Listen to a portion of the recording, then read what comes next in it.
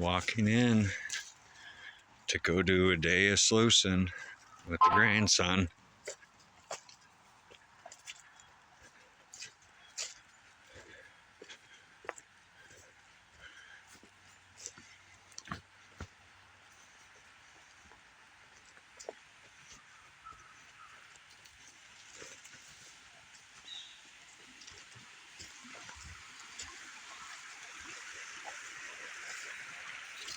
Oh, would you look?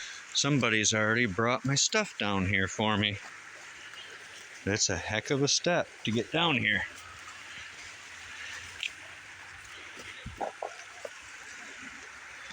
Beautiful area.